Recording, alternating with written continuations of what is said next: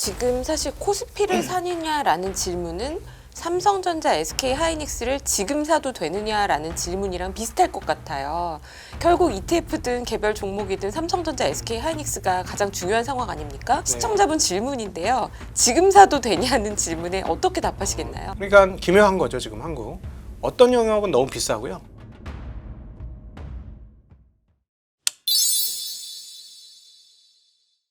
곽상준 매트릭스 투자자문 대표 각동희님과 함께하겠습니다. 어서 오십시오. 네, 안녕하세요. 반갑습니다. 어서 오세요. 네. 이렇게 사상 최고치를 찍은 날 연합인포를 나오게 되어서 네. 영광입니다. 저희가 영광입니다. 그러니까요. 네. 네. 명쾌하게 분석을 해주실 수 있는 분을 모셔서 다행입니다. 네. 일단 그렇다면 대표님께서 보시기에 오늘 코스피 사상 최고치 경신 어떤 의미가 있습니까? 그 삼성전자 하이닉스의 이익 증가가 그 일종의 군불 역할을 했고 머니 무브가 나타난 것이다. 이렇게 보시는 게 가장 확실할 것 같습니다. 머니무브라고 하시면 예금에서 정부의 그 정책 기조가 정책 기조에 따라서 예금에서부터의 이탈. 지금 은행에서 예금이 부족해가지고 예금 받으려고 하는 그런 흐름이 나타나잖아요. 아, 네. 그러니까 놀라운 변화죠. 네. 그러니까 지금 뭐 한국 분들 머리가 좋으니까 벌써 판단 다 섰죠. 정부에서 어떤 얘기를 하는지 다 봤고 최소한 레임덕까지는 한 1년 반은 더 남은 것 같고 계산 딱 쳐보니까 주식시장 좋을 것 같고 주식시장에서 자산을 한번 읽어봐야 돼. 근데 여기에 삼성전자 하이닉스가 엄청나게 좋은 실적으로 인해서 한국 주식시장을 안 비싸게 보여주는 그런 효과를 발휘를 했죠. 그래서 오늘 증시가 매우 중요한 그런 그 시그널을 보여준 건데 코스닥은 거의 안 올랐어요. 네, 맞아요. 맞습니다. 네. 네, 코스피는 올랐는데 이게 이제 그 코스닥은 벌써 한번 당한 거예요. 2월 달에 인덱스 코스닥 인덱스 ETF가 나왔잖아요. 예. 그거 그리고 액티브 ETF 나왔잖아요. 왕창 한번 당했지 않습니까? 큰 폭으로 빠지면서 이거 아닌가벼 이렇게 한번 했고 결국은 거래소인가벼 했는데 삼성전자 하이닉스 뭐 왈가왈부하니까 사실 분들은 사시고 그럼 어떻게 하지 하면서 뭘 샀을까요? ETF를 산 거예요. 네. 네, ETF를 샀기 때문에 오늘 삼성전자 하이닉스는 또 외국인들이 들어왔고 죄송합니다. 거기서 이제 수급이 한번 형성됐고 또 추가적으로 2차 전지가 예를 들어서 뭐 AI의 새로운 그 수혜주다라고 인식이 되면서 오를 수는 있죠. 네. 근데 실적은 없을 거예요. 아니 지금 ESS가 한국은 ESS를 표적으로 삼아서 2차 전지 시장을 길러왔던 게 아니고 한국은 에너지의 응축도가 높은 그 전기차 중심으로 계속 개발을 해왔기 때문에 사실 ESS는 다 중국 겁니다. 예. 중국의 ESS 생산 올해 그 예상 수준을 보면 기가 찰 정도로 많아요. 그럼에도 불구하고 지금 태양광이나 풍력의 간헐적 에너지 원들 때문에 ESS 수요량이 폭발적으로 증가하고 있습니다. 그래서 같이 좀 덩달아 갈 수는 있겠죠. 그리고 중국이 지금 올해 그 발행하려고 하는 ESS 관련된 규모로도 모자랄 수도 있는 상황이기 때문에 그래서 갈 수는 있어요. 그러나 그러면은 실적은 좋을 것이냐? 그건 여전히 의문입니다. 특별히 그걸 알 수 있는 게 이번 4월 1일부터 20일까지의 데이터 값은 안 나왔습니다만 3월 데이터 값을 보면 뭐 반도체, 자동차, 화학 이런 그 수출 규모에 비해서 2차 전지 관련된 수출 규모는 그렇게 뭐 대단하지 않습니다. 양극재도 마찬가지고 규모가 그렇게 크지 않아요. 그러니까 지금 2차 전지는 자기 체력으로 간 게 아니라 삼성전자 하이닉스가 만들어낸 어떤 그 고조된 시장 분위기 속에서 들어온 머니 무브의 혜택을 엄청나게 많이 받았다. 예. 이렇게 보시는 게 맞을 것 같고요. 그러니까 기묘한 거죠 지금 한국. 어떤 영역은 너무 비싸고요. 삼성전자 하이닉스는 이익 대비로만 보면 전혀 안 비싸가 오히려 제일 싼 네. 세계적으로도 가장 싼 주식이 돼버린 거죠. 그래서 외국인들은 그 전쟁이 끝나고 돈이 급한 게 끝나고 나면 이제 계산을 한번 하게 될 겁니다. 그러면 오히려 삼성전자 하이닉스의 이제 고가는 이제부터 외국인들이 만들어줄 거다. 예, 개인들이 잘 받아냈고 그러면 개인들은 언제 어떻게 팔아야 될 건가 하는 고민들을 좀 해야 되는 상황 아닌가 싶습니다. 지금 사실 코스피를 사느냐라는 질문은 삼성전자, SK 하이닉스를 지금 사도 되느냐라는 질문이랑 비슷할 것 같아요. 이제 개별주가 부담스러우니까 ETF로 자금이 몰려갔다고 말씀해 주셨는데 결국 ETF든 개별 종목이든 삼성전자, SK 하이닉스가 가장 중요한 상황 아닙니까? 시청자분 질문인데요. 지금 사도 되냐는 질문에 어떻게 답하시겠나요? 이익률을 어떻게 보느냐에 따라 다르죠. 네. 20, 30% 정도 수익을 본다. 이 정도면 들어갈 수 있을 것 같고요.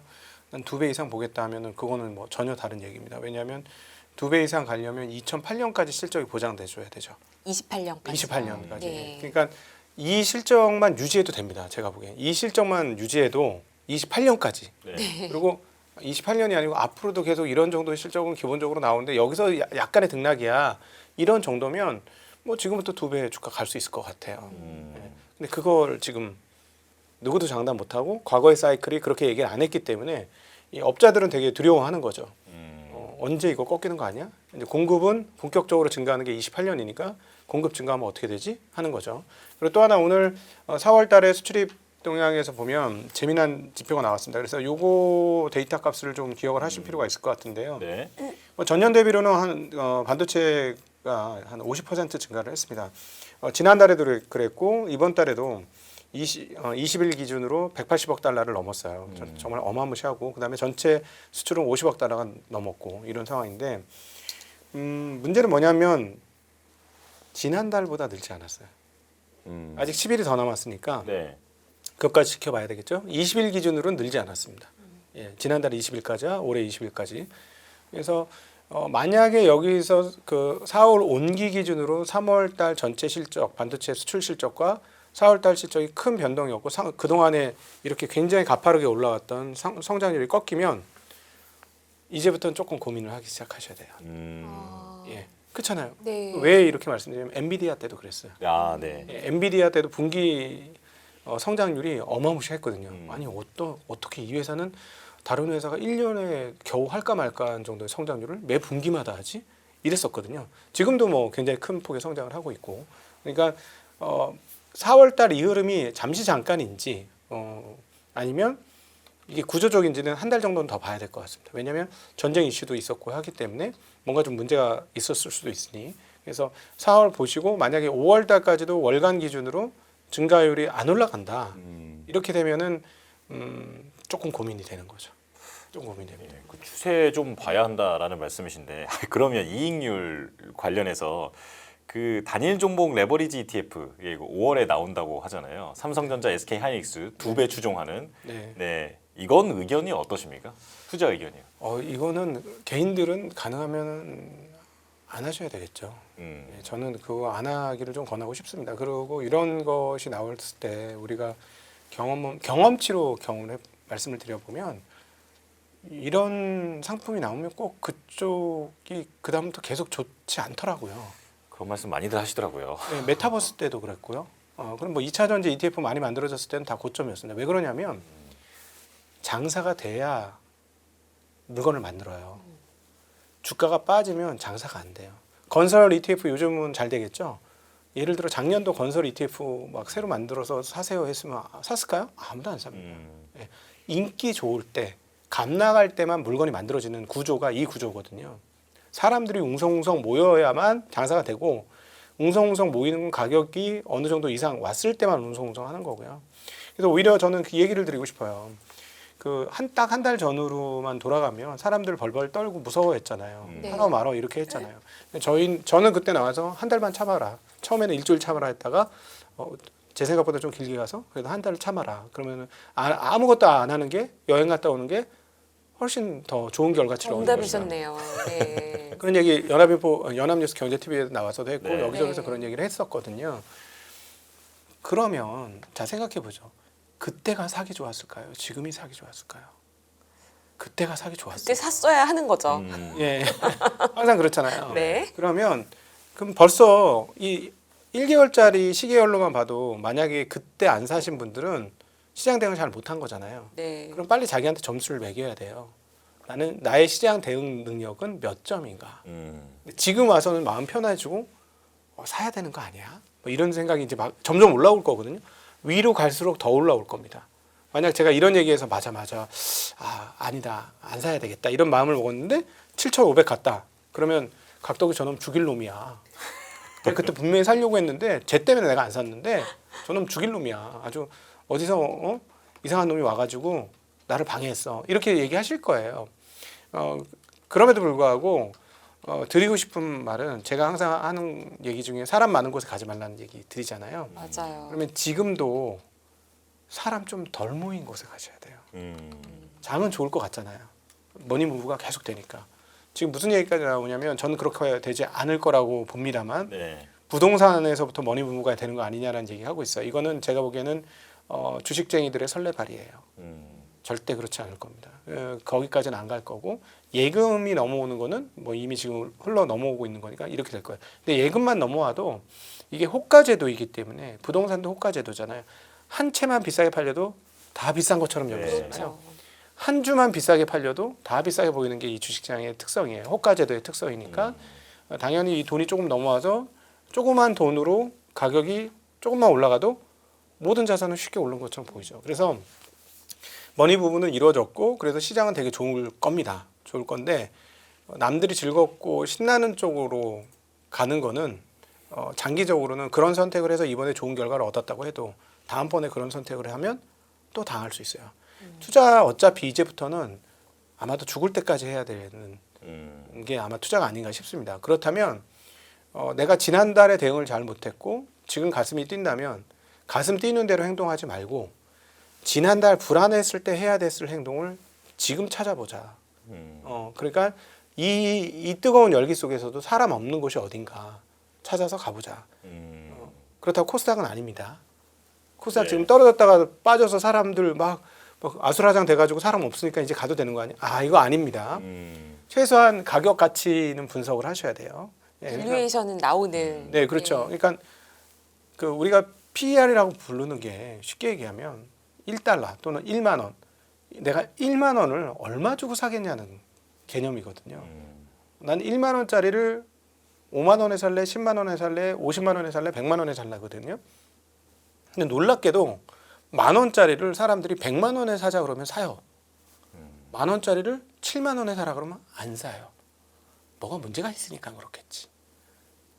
이거는 분석을 해봐야죠. 분석을 해보고 뭐가 문제가 있는지 없는지 해봐야 되는데 그리고 또 하나 가격에 너무 휘둘리지 마십시오. 이게 어차피 장기적으로 투자해서 내 인생의 어떤 노후를 보장하고 그다음 내 인생의 여유 공간을 만들고 하는 것이라면 지금 당장 숫자가 잘 보이는 거 하지 마세요. 오늘도 저 전화를 받았는데 수익률이 별로 안 좋죠. 작년 10월부터 하신 분인데 어떻게 수익률이 안 40% 좋으시죠? 정도 수익이 났어요. 40%가 안 수익률이 안 좋은 좋다, 안 좋다의 거군요. 개념. 수익이 너무 안 좋죠. 그쵸. 삼성전자, 못한 거죠. 그쵸. 삼성전자, 하이닉스는 있었던 게 점점 없어졌고 삼성전자, 하이닉스 쭉쭉 하고 100% 올랐잖아요. 예. 지금 하이닉스가 지금 몇 개월 만에 100%가 올랐어요. 그렇죠. 네, 100%가 넘게 올랐습니다. 네. 네, 그러니까 그런 걸 보고 있으면 40% 너무 못하는 것 같은데 이렇게 그래 못하긴 못했어요. 절반밖에 못했으니까. 그럼에도 불구하고 여러분한테 드리고 싶은 얘기는 어차피 하루 이틀 할 거 아니다. 어차피 하루 이틀 할 거 아니니까 어떻게 하면 계속 벌 수 있는가의 방법을 여기서 습득을 해야 된다. 그러면 투자가 재미나지고 무섭지 않고 재미나지고 그리고 나이 먹어서도 이걸 투자를 계속할 수 있고 그래서 이것들이 나한테 경제적으로 도움이 되고 내 노후에 힘이 되어주는 그런 것이 될 것이다. 이 말씀은 정말 네. 꼭 드리고 싶어요. 예. 제가 약간 사심을 담아 질문을 다시 드릴게요. 그 각도기님 제가 지금 거의 20년 만에 주식 투자를 할 수 있는 상황이 됐어요. 그러시구나. 회사를 네. 드디어 그만두고 자유인이 독립을 되셨구나. 했거든요. 네, 네, 네. 제가 자유인이 되었습니다. 네. 근데 거의 20년 만이에요. 네. 이전에는 저는 ETF 투자만 퇴직연금에서 했거든요. 네, 네. 대체로 해외 주식이나 국내 주식을 소위 말하는 알주식, 주식 자체를 제가 투자하지를 못한 지가 지금 20년이 된 거죠. 네, 그렇죠. 저 같은 사람은 그러면 지금 같은 때에는 장기적인 관점에서 그냥 가만히 있어요? 아니면 어떻게 해야 될까요? 저는 개인적으로 코스피 200이나 코스피 50 있어요. 그 ETF를 사세요. 계속. 코스피 200이나 코스피 50. 50을 모아가라. 예, 그러니까 200은 한국에서 사이즈가 조금 큰 편인 것 같고 뭐 50 정도면 적당한 것 같고 그렇거든요. 그게 ETF로 나와 있어요. 200도 괜찮고 50도 괜찮으니까 그런 거를 달달이 사서 모아 가십시오. 저는 왜 이 말씀을 드리냐면 한국의 구조적인 변화가 직전이 있거든요. 지금 직전이에요. 어. 생기기 직전. 그러니까 즉 미국식 비슷한 흐름이 나올 수도 있어요. 네. 그러면 제가 작년부터 제가 이제 때가 와서 업자가 된 건데 너무 좋은 때가 왔다. 나 20년 기다린 장이 왔어 하고 시작을 했는데 기존에 삼성전자를 갖고 있으셨던 분들에 대해서는 별 걱정이 없었는데 신규로 오신 분들은 삼성전자 편을 많이 해드렸어요. 네, 그래서 벌써 사단이 났고 벌써 이미 그 욕을 먹고 있고 왜 편입 안 해주셨어요? 그렇죠. 이렇게 난리 얘기하겠네요. 난리 났죠. 네. 근데 작년 9월달, 10월달하고 또 지금 상황은 또 전혀 다르기도 해요. 근데 그 작년 후반부터 어떤 느낌이 쫙 싸하게 오냐면 인덱스 못 이길 것 같은데? 삼성전자가 인덱스를 못 이긴다고요? 아니 제가 인덱스를 못 이길 것 같은데 아무리 봐도 저 같은 패턴은 좀 안전하게 따박따박 돈 벌어서 꾸준히 돈 벌고 덜 깨지면서 그래서 저희의 이제 목표치는 한 5년, 7년에 2배씩 가는 거예요. 그러면 10년에 4배 뭐 이런 거가 우리의 타겟팅이거든요. 그럼 한 20년에 가면 16배로 늘어나요. 덜 깨지면 이게 가능하거든요. 네. 그러니까 느릿느릿 황소걸음처럼 가는 건데 느낌이 지난해 후반부터 느낌이 쏴한 게 나 시장 못 이기겠다. 왜?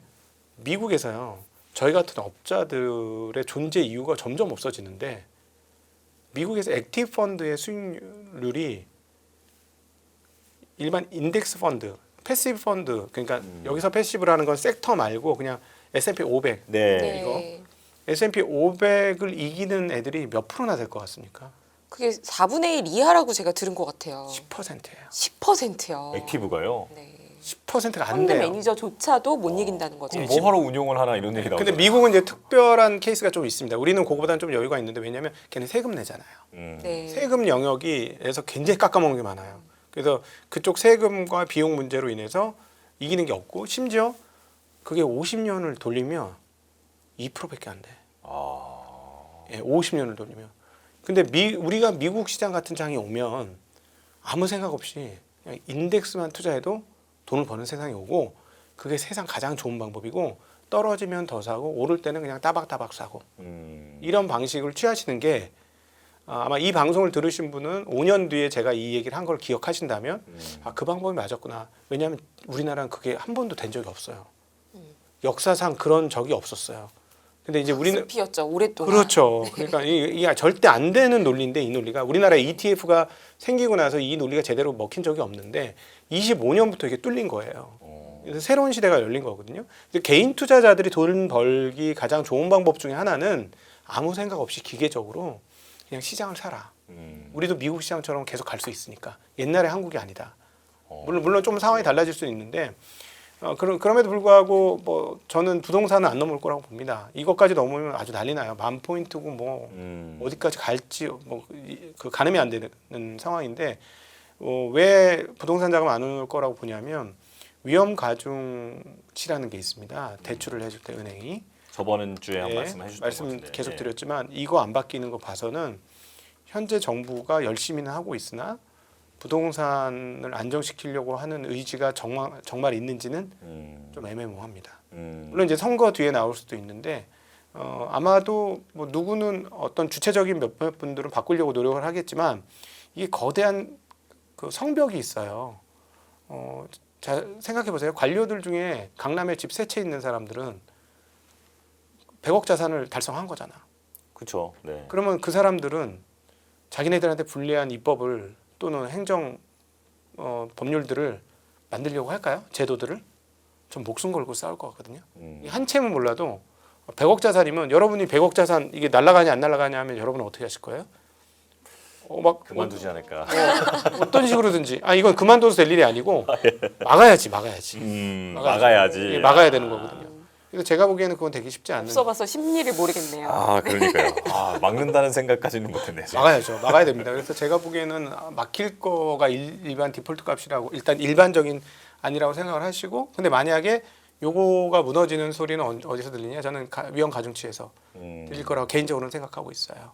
근데 저는 궁금한 게 그 지수가 이제 미국 네. 지수처럼 쭉 올라갈 거라는 이제 그런 전망을 하시는 거고 그렇기 때문에 그냥 상위 50개라든지 네. ETF를 사라 말씀해 주셨는데 이게 지금 코스피의 지수를 끌어올린 것은 반도체 쏠림이 너무 심하기 때문에 네. 뭐 그쪽이 꺾이면 지수도 언제든 고꾸라질 수 있다라는 그 우려 너무 많잖아요. 네. 그럼에도 지수를 모아가는 것이 옳다라고 보시는 그 이유가 궁금해요. 아, 네. 지금 기본적으로 그 2차 전지 가치 과열권에 있고 그다음 코스닥처럼 완전 버블권에 있고 한 영역도 있지만 여전히 한국의 지금 배당 올라가는 속도를 보건대 이 정도면 그 조금 이런 속도의 배당 증가하면 조만간에 채권 이자보다 더 높은 수준의 배당도 나올 수 있을 것 같아요. 네. 그리고 이미 배당소득 분리과세 하는 기업들은 채권 수익률보다 지금 높아졌습니다. 이미. 그러면 사람들이 한국 주식시장에 투자를 해도 장기적으로 있으면 결국 때가 되면 올라와 이런 개념을 가지게 될 것 같아요. 그동안에는 20년간 박스권이었기 때문에 20년이 계속 되니까 영원한 박스권으로만 느꼈거든요. 네. 근데 그렇지 않고 이게 핵심이 배당입니다. 제가 보기엔. 근데 배당이 요번에 35조 나왔거든요. 25조. 아, 기준. 네. 네. 예. 근데 요 추세면 굉장히 많이 늘을 것 같아요.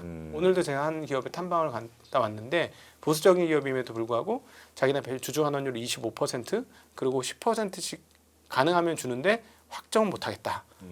뭐 이렇게 얘기하더라고요. 그러니까 주주들의 요청이 상당히 그런 게 많고요. 그리고 그 사람들의 눈을 의식하는 기업에서부터 그런 배당 성향이 바뀌고 있습니다. 그래서 배당률이 올라가게 되면 제가 보기에는 자연스럽게 사람들이 예금 대신 주식을 넣어도 되겠네. 근데 잘 모르겠으니까 그럼 ETF를 넣는 사람들이 굉장히 많을 거다. 이렇게 생각을 해요. 그럼 배당주 ETF는 어떻게 보십니까? 그렇죠. 네, 좋습니다. 네. 네. 왜냐하면 이제 그 코스피 200을 적립식으로 하는 게 많은 논문에서 S&P 500 적립식으로 산 거를 30년 동안 이긴 매니저가 별로 없다. 이건 네. 너무 많이 봤는데도 네. 사실 그게 실행이 어렵고 사람이 욕심이 생기잖아요. 그렇죠. 네. 네. 그러면 저도 욕심이 생겼나 봐요. 목에 갑자기 왜 있는데 자비의 몸이 되셔서. 네. 아니 코스피 200만 사라고 하면 시청자분들께서는 그게 뭐야 이러실 분들도 많은데 각도기님께서 항상 그래도 여기는 덜 붐비고 밸류에이션이 좀 싼 것 같아라는 영역을 보고 계신 데가 있으셨는데 네. 지금 시장에는 그런 게 잘 안 보이는 시장인가요? 아니요, 지금도 있어요. 보험업종 좀 싼 것 같아요. 보험 업종이요. 네, 보험업종 좀 싼 것 같습니다. 보험업종 싸고 자동차 업종이 살짝 싸고. 예, 그래요? 예, 자동차 업종이 좀 쌉니다. 오. 예, 자동차 업종이 좀 싸고 다른 거에 비해서. 예. 그리고 증권은 이제 적정가에 왔어요. 예, 제가 정권은 적정가에 왔다고 얘기한 거는 지금 2년 만인 거예요 아마. 예, 정적. 그리고 오늘 그 IM 증권에서 얘기했습니다만 미래에셋은 비싸요. 그래요. 네, 미래에셋만 발라내면은 해도 될 것 같은데. 네. 미래에셋은 비쌉니다 지금. 그 스페이스 X 평가 이익 뭐 이런 걸 네, 포함해도 그렇죠. 비쌀까요? 그것 때문에 더 비싸진 거죠. 네. 자동차 업종 말씀하셨는데 그 현대차나 기아도 그 말씀하신 그 내용에 해당이 되는 건가요? 그럼요, 비싸지 않습니다. 아, 그래요? 예, 거기는 비싸지 않습니다. 근데 저희가 그러니까는 저희들의 이제 그 방법이 그런 건데 저희가 이제 저희 홈페이지 가면 과거부터 꾸준히 썼던 그 퇴직연금 관련 레터가 있어요. 그 레터를 보시면 그 레터대로 아마 쫓아 있으면 평균적으로 지금 21년 기준으로 대략 한 150에서 250% 정도 수익은 나셨을 거거든요. 네. 별거 아니죠. 요즘 시장이 뭐 몇 배가 올랐는데. 그러니까요. 네, 근데 그 컨셉이 뭐였냐면 비싼 주식은 안 한다는 거였어요. 대단한 걸 한 게 아니고 대단한 거 고른 거 하나도 없고 저렴하니까 그냥 사. 그러다 보니까 재작년에는 반도체가 저렴했습니다. 반도체가 있었고 그 다음에 그 옛날에는 뭐 그 또 건설도 있었고 네. 예, 그런 거 있었어요. 근데 그게 뭐 어느 정도 굉장히 많이 올라갔거든요. 예, 그래서 이런 방법도 있는데 아주 화려하지도 않고 멋지지도 않지만 여러분의 노후는 보장해 줍니다. 예. 그래서 여러분 드리고 싶은 말은 사실은 한 30년 가까이 투자를 해보니까 그동안은 나의 투자는 무엇이었나 고민을 많이 해보니 결국은 너무 오랜 세월 동안 욕심을 버리는 걸 못 버려서 그 정말 수많은 실패로 점철된 욕심 비우는 과정이었다라는 생각이 정말 많이 그 현장에서 들었어요. 해탈의 경지에 오신 느낌이 들어요. 그러니까요. 그러니까 이 근데 욕심을 내려놓으면 그냥 어느 정도 적절하게 안정된 수익은 얻을 수 있습니다. 그래서 정말 노후를 보장할 수 있어요. 마음 편하게 발 뻗고 잘 수 있고. 저는 이번에 사실은 많은 분들의 자산을 제가 맡았기 때문에 되게 부담이 생기는 건데 이번 전쟁은 굉장히 쉽게 지나갔습니다. 그래요. 예, 별로 그렇게 부담이 안 느꼈어요. 물론 잔고는 많이 빠졌죠. 잔고가 2월 달에 들어온 계좌들은 약간 제가 포모를 받는 바람에 그때 샀는데 굉장히 많이 빠졌고 하나도 별로 회복이 안 됐어. 제가 산 2월 달에 주식들은 회복이 아직 안 됐는데 아, 네. 예, 그럼에도 불구하고 마음 되게 편하거든요. 왜냐하면 결국 올라올 주식들인데 뻔한 주식들인데 했거든요. 근데 제가 이 생각을 대리 때 했었어요. 예. 2004년 때. 아, 2004년 때. 뭐 뻔한 주 너무 싼데? 그때 현대중공업 5만 원대였어요. 그것도 분할되기 전 현대중공업. 와, 그 이후에 몇십 배 오른 건가요? 그렇죠. 몇십 배죠. 효성 같은 거 18,000원이었다. 분할되기 전 효성이에요. 네.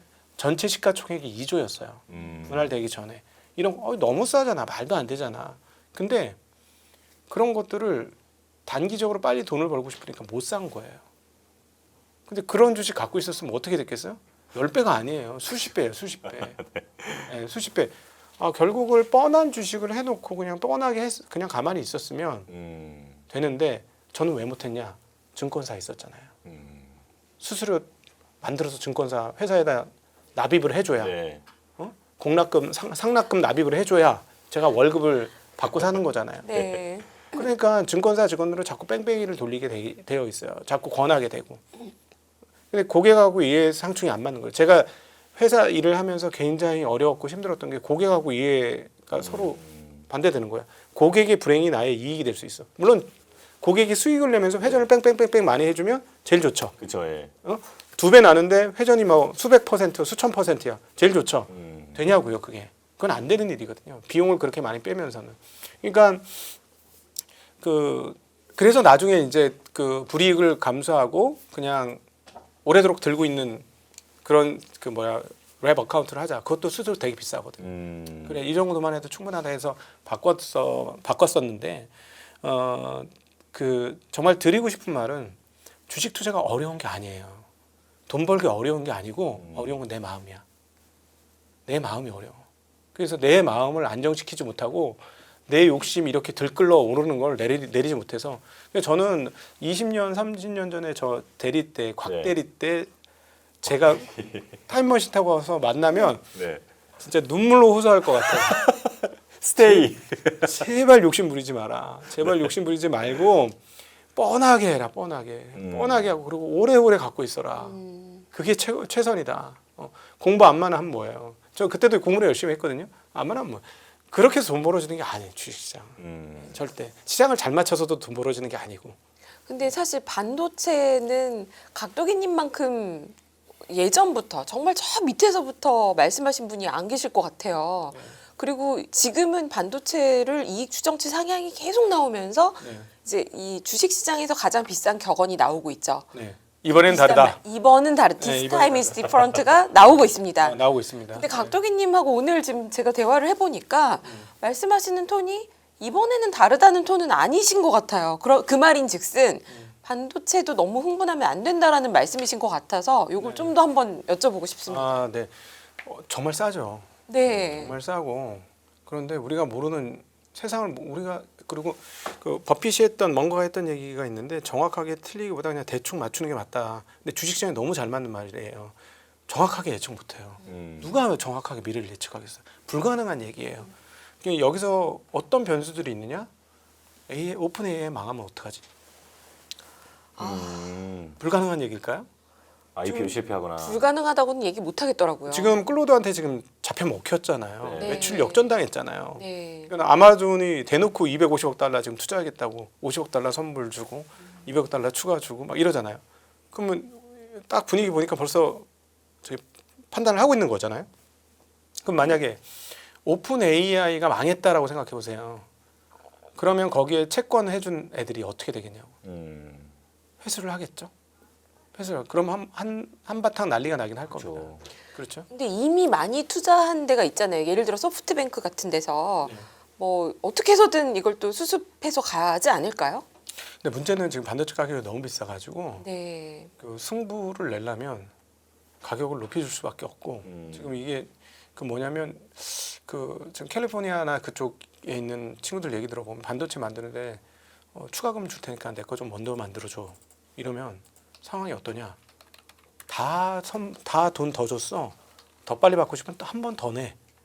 지금 이 정도예요 상황이. 네. 그러니까 이거 지금 굉장히 비정상적인 거고 왜 이런 비정상적인 상황들이 왔느냐? 아니 삼성전자 하이닉스가 바보도 아닌데 어떻게 이렇게 준비를 안 할 수가 있습니까? 그건 이상하다고 생각 안 해보셨어요? 그러니까 그리고 또 하나 삼성전자 하이닉스 너무 훌륭하고 잘 돼서 우리나라 진짜 국군 부흥의 때를 맞아서 너무 감사하고 좋아요. 그리고 뭐 월급쟁이 중에서도 10억 이상 받는 사람들이 생긴다니까 그것도 너무 즐겁고 감사한 일이고 다 좋은데 부품 만드는 회사잖아요. 솔직히. 엄밀히 말하면 예, 부품 만드는 회사가 세계 탑 영업이익을 찍는다는 게 한 번은 가능하죠. 엔비디아처럼. 근데 그게 몇 년 연속 계속 가능할 수 있을까? 그게 정상일 건가? 하는 고민을 한번 해봐야죠. 그래서 저는 뭐 우리 카이스트 김정호 교수님 말씀처럼 HBM 갔다가 또 HBF 갔다가 이렇게 됐으면 좋겠어요. 그렇게 됐으면 좋겠어요. 제가 뭐 많이 팔았다고 할지라도 잘 되는 게 좋잖아요. 그렇게 되면 좋겠는데 그걸 어떻게 장담할 수 있겠느냐. 잘 모르겠다. 그래서 모르는 걸 너무 알려고 하지 마세요. 모르는 건 그냥 모르는 걸로 두고 있는 게 훨씬 신상이 좋습니다. 투자할 때 이건 내가 잘 모르는 영역이야. 그러면 만약에 뭐가 상황이 바뀌잖아요. 그럼 철회할 수 있어요. 몰랐으니까. 네. 근데 이거 확실해라고 하면 상황이 바뀌면 철회 못해요. 확실하니까.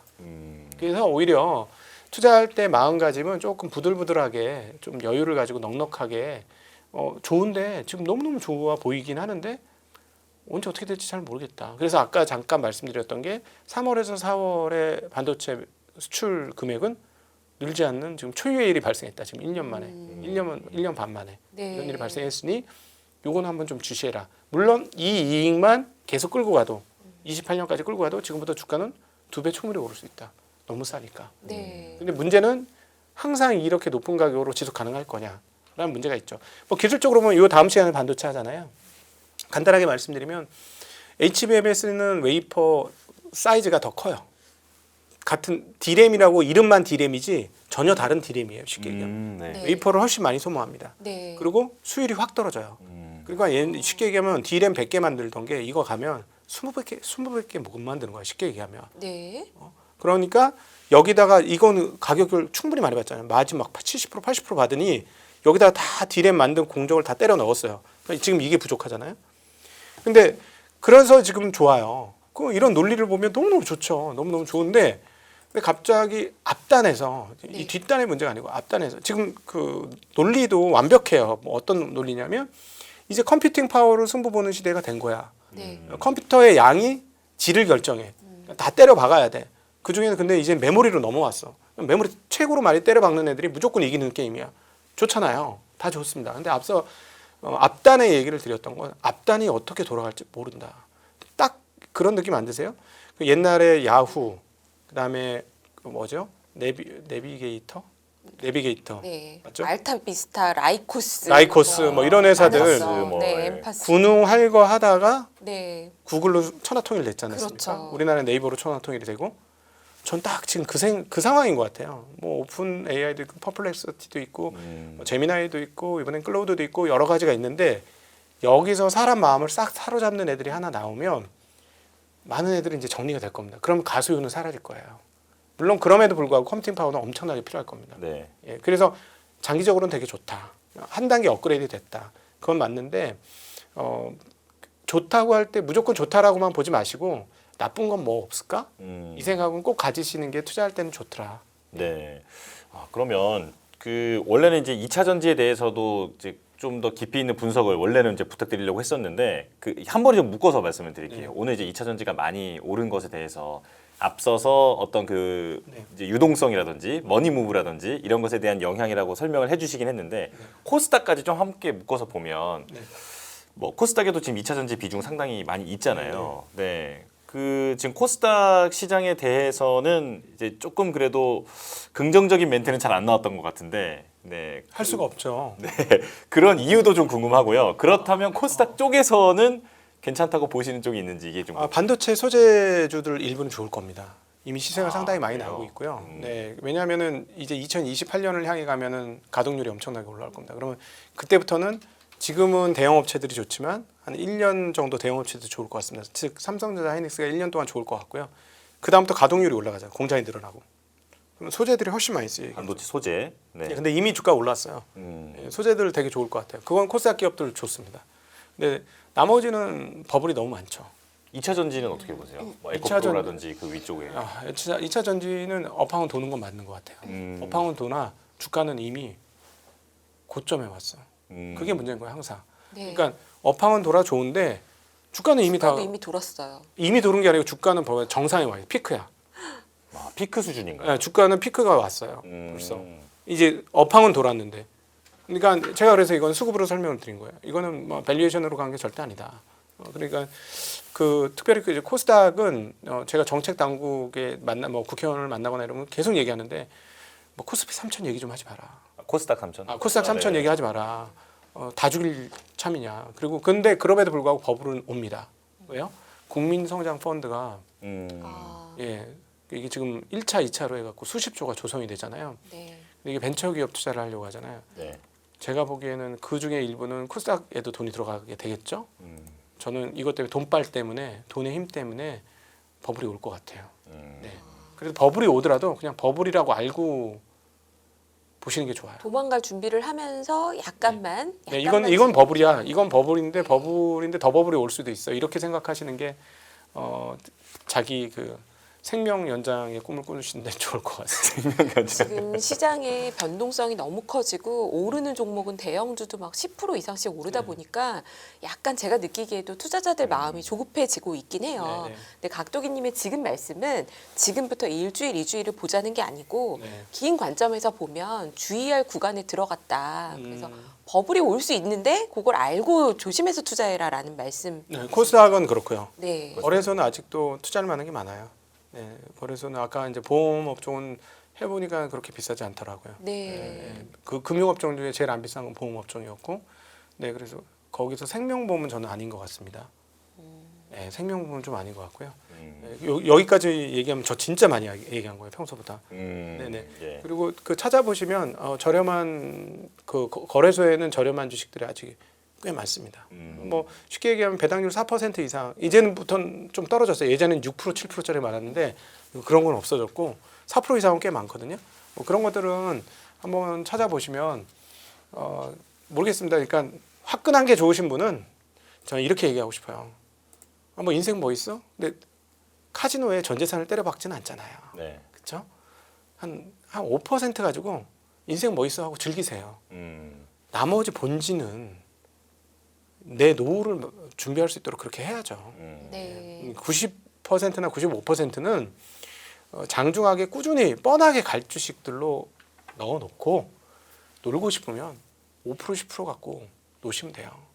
저는 왜 이런 말씀드리냐면 산산이 조각나는 거를 수없이 많이 관찰했던 사람이기 때문에 그래요. 그리고 여러분 노시려면 작은 돈으로 노십시오. 10억을 박든 1,000만 원을 박든 깨지는 시간 동일해요. 녹아나는 건 똑같습니다. 2달 안에 다 녹습니다. 예, 그러니까 큰 돈으로 이길 수 있다? 아니 그런 생각 절대 하지 마시고 그냥 그렇게 놀아보시려면 작은 돈으로 놀아보세요. 가슴도 뛰고 아드레날린 빵빵 터지고 도파민 빵빵 터지고 신나잖아요. 예, 네. 괜찮습니다. 가슴도 두근두근 뛰고 괜찮죠. 그런데 작은 돈으로 하세요. 네, 심장이 뛸 정도까지만 하세요. 근데 도파민에 중독되면 금액이 커져도 가슴이 잘 안 뜁니다. 그런 분들은 손을 빨리 끊으셔야 돼요. 예. 네, 그러시면 안 됩니다. 사실 시청자분들께서는 보통 이렇게 증시가 좋으면 그래서 다음엔 뭐 사요? 이거를 찍어주는 걸 더 원하실 텐데 오늘 각도기님 말씀은 정말 투자의 구루, 현인 같은 말씀이셨고 저는 약간 감동하면서 들었거든요. 왜냐하면 지금 하시기 되게 어려운 얘기예요. 굉장히 솔직 담백한 말씀 해주셔서 진심으로 감사드리고요. 저 각도기님께 이거 한번 보시라고 말씀드리고 싶은 게 제가 오늘 새벽에 CNBC에 하워드 막스가 나온 걸 봤어요. 근데 CNBC에서 하워드 막스는 주제가 사모 대출이었는데 대출을 워낙 오래 한 캐피탈이니까요. 그런데 비슷한 얘기를 하면서 제가 오늘 딱 인상 깊게 들은 얘기가 있습니다. 아무도 안 볼 때 들어가는 투자자는 이노베이터, 그러니까 혁신가 마인드로 들어가고 그 사람들이 돈을 버는 걸 배아파할 때 이미테이터, 모방하는 사람들이 따라 들어가기 시작한대요. 대부분 이 부류에 속하는데 마지막에 누가 들어가느냐? 이디어트가 들어간다. 그래서 이 이디어트한테는 반드시 문제가 생길 수 있기 때문에 이걸 시장 전체의 문제로 봐서는 안 된다. 뭐 이런 얘기들을 하더라고요. 그리고 하나 더 덧붙인 게 네. 항상 이기기만 하는 자산은 어디에도 없다. 그래서 오늘 제가 새벽에 그 얘기를 듣고 박도희님 말씀을 들으니까 아 이게 지금 우리가 너무 또 흥분하면 또 이성을 챙겨야지. 아, 근데 이런 생각이 한국 시장은 되게 좋게 봅니다. 한국 시장은 시장은 좋게 좋지만? 시장은 굉장히 좋게 보고 앞으로 잘 될 거라고 보고 잘 돼야 됩니다. 네. 알겠습니다. 네, 여러 가지 고견들을 좀 들어봤습니다. 곽상준 매트리스 투자자문 대표와 함께했습니다. 고맙습니다. 네, 감사합니다. 고맙습니다.